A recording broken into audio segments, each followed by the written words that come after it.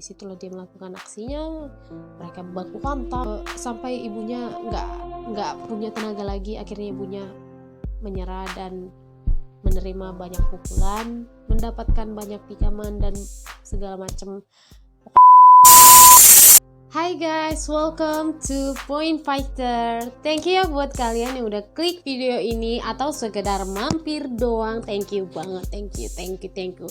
Sebelumnya aku mau minta maaf buat beberapa dari kalian yang udah tahu channel YouTube aku ini tidak pernah aku upload video satu pun beberapa bulan atau tahun belakangan ini, karena berhubungan juga aku nggak bisa kontrol kegiatan aku yang dimana semuanya acak-acakan.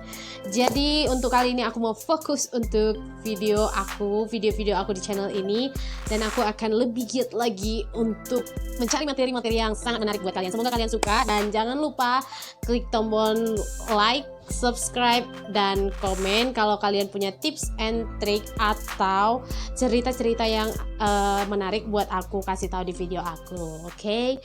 Nah, di video aku kali ini aku nggak akan membahas tentang yang namanya tips and trick atau tentang diet-dietan atau tentang kecantikan apalah itu. Kita kali ini akan membahas tentang yang creepy story. You know what is it? Let's check it out. Kalian pasti udah tahu tentang keviralan cerita ini sebelumnya. Ini tuh sempat viral di TikTok dan sosmed lainnya. Atau aku akan kasih kalian cuplikan sedikit saja tentang dia. Ini dia.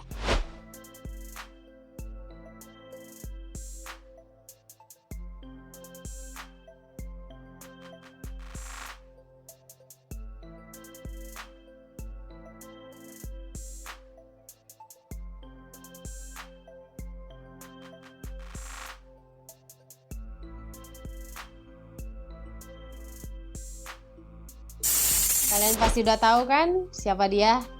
Iya, Isabella Guzman. Kok bisa ya? Cantik banget tapi kelakuannya minus banget begitu ya kan? Face-nya udah oke, kepribadiannya sebenarnya nggak bisa lagi dikontrol kali ya, atau gimana, atau mungkin dia karena masih remaja atau gimana, dengan emosinya yang melunjak-lunjak. Jadi daripada berlama-lama, langsung aja kita ke kronologi gitu. Di kasus ini itu melibatkan tentang ibu dan anak kandung guys. Mereka ini sering berantem, sangat sering, sampai itu tetangganya itu bingung kenapa sih mereka ini sangat sering berantem, bahkan gak ada penyelesaian gitu. Jadi si Isabella Guzman ini temperamen guys, dia itu tertekan, dia itu sangat depresi karena keadaan rumahnya dimana sang ibu dan sang ayah itu sudah bercerai lama, di saat dia masih membutuhkan kasih sayang, dan itu membuat dia depresi, tertekan, sampai-sampai dia itu salah pergaulan, pokoknya salah jalan, dan dia mengarah ke pembangkang guys. Jadi si ibunya ini nggak bisa lagi menasihati dia, sampai di suatu malam sebelum kejadian itu mereka itu sempat ke kantor polisi karena permasalahan berantem. Mereka itu berantem hebat sampai ibunya itu bingung untuk menasihati anaknya itu seperti apa lagi. Jadi ibunya ini memilih untuk menelepon polisi dan membawa anaknya si Isabella Guzman ini ke kantor polisi untuk diperingati, diberi nasihat, karena si Isabella Guzman ini nggak terima lagi nasihat dari ibu kandungnya ini. Dan sebelumnya si ibunya ini udah menikah lagi guys, jadi itu juga yang memicu dia tertekan, depresi, sampai dia pembangkang, nggak pernah lagi mendengarkan kata ibunya. Beda ya kalau sama kita ya, walaupun kita nggak mendengarkan kata ibu, tapi dalam hati nurani kita masih melakukan apa yang diminta sama mama kita ya kan. Tapi beda dengan si Isabella Guzman ini, dia itu memang benar-benar pembangkang. Dia itu nggak nganggap ibunya itu yang melahirkan dia, dan sampai-sampai dia mengancam ibunya beberapa kali dan sangat sering, sampai pada hari dimana dia menghabisi nyawa ibunya.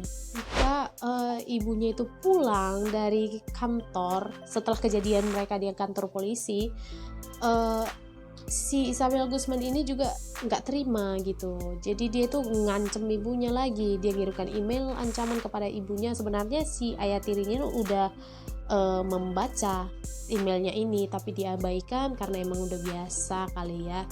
Jadi si ibunya ini pun mengabaikan. Nah sepulang ibunya ini dari pekerjaannya, dan itu tuh udah malam sekali, ibunya ini tidak langsung bertemu dengan ayah tirinya. Jadi ibunya langsung naik ke atas ke kamar dia, karena berhubung kamarnya ini udah ada kamar mandinya, dia langsunglah mandi ya kan. Tiba-tiba si Isabella Guzman ini dengan mengendap-endap naik ke atas sambil membawa tongkat bisbol, dan itu tuh digunakan dia untuk menghabisi nyawa ibunya. Nah, setelah dia mengendap-endap ke kamar mandi itu, disitulah dia melakukan aksinya. Mereka baku hantam sampai ibunya nggak punya tenaga lagi. Akhirnya ibunya menyerah dan menerima banyak pukulan, mendapatkan banyak tikaman dan segala macam. Ayahnya belum menyadari bahwasannya ibunya sangat tidak tertolong lagi pada saat keadaan itu, karena yang ditahu ayahnya mereka berantem ya udah biasa gitu. Jadi dia sempat mengabaikan, tapi tiba-tiba kayak aneh aja. Jadi itulah yang memicu dia untuk naik ke atas dan menemui mereka berdua di kamar ibunya. Ketika dia sampai di kamar mandi ibunya, dia melihat ada aliran darah yang sangat menakutkan, dan itu membuat dia panik sekali. Dia bingung harus mau ngapain. Dia bahkan sempat lupa menelepon polisi, dan keadaan pintunya itu terkunci. Di dalam itu masih ada si Isabella Guzman. Dia berusaha mendobrak pintu itu guys, sampai akhirnya dia itu sangat tertegun melihat keadaan isinya guys. Dia sangat takut, dia sangat gak tahu harus gimana. Dan kalian tahu apa sih, Isabella Guzman hanya berdiri dengan santai di depan dia. Tapi karena paniknya ayah tirinya ini tadi, dia hanya mengampiri mayat istrinya dan membiarkan si Isabella Guzman entah mau ngapain lah, dia terserah jelas. Akhirnya si Isabella Guzman ini turun ke bawah melarikan diri. Dia sempat juga menyuci bercakan darah ibunya di wastafel. Dia membersihkan dirinya. Kemudian dia lari sampai dia menjadi buronan selama 16 jam. Jadi malam itu dia nggak langsung ditemukan oleh polisi, karena berhubung ayahnya juga bingung, dia nggak ngerti harus mau melakukan apa. Jadi dia agak terlambat untuk menelepon polisi, menelepon 911, menjelaskan segala kronologi yang dialaminya kepada polisi. Akhirnya polisi datang dan memeriksa segala keadaan. Tim forensik juga memeriksa mayat ibunya si Isabella ini. Segala macam lah pokoknya, seisi rumah itu diperiksa apakah ada tanda-tanda si Isabella Guzman lari kemana. Dan akhirnya selama 16 jam si Isabella Guzman ini menjadi buronan, akhirnya dia ditemukan guys. Lama banget dia ditemukan dalam keadaan bingung. Dia kayak hampa, penglihatannya kosong. Dia kayak biasa aja, karena emang dia memiliki kelainan pada akhirnya gitu. Setelah si Isabella Guzman ini ditemukan oleh tim polisi, dia kemudian diinterogasi guys. Kemudian tim polisi memutuskan bahwasanya si Isabella Guzman ini mengidap penyakit paranoia schizophrenia. Paranoia schizophrenia ini adalah penyakit yang dimana penderitanya itu mengalami halu. Dia nggak bisa membedakan mana yang baik dan mana yang buruk. Pokoknya halu lah gitu ya. Isabella Guzman ini diputuskan oleh hakim bahwasanya dia nggak bersalah katanya guys. Karena apa? Karena dia memiliki sakit mental dan sakit jiwa gitu. Dan yang bikin kecewanya itu si Isabella Guzman ini tidak dipenjara, ya kan? Kalah nggak kalian? Emosi nggak kalian? Itu nggak dipenjara, dia jadinya dimasukkan ke RSJ karena memiliki sakit jiwa gitu deh ya.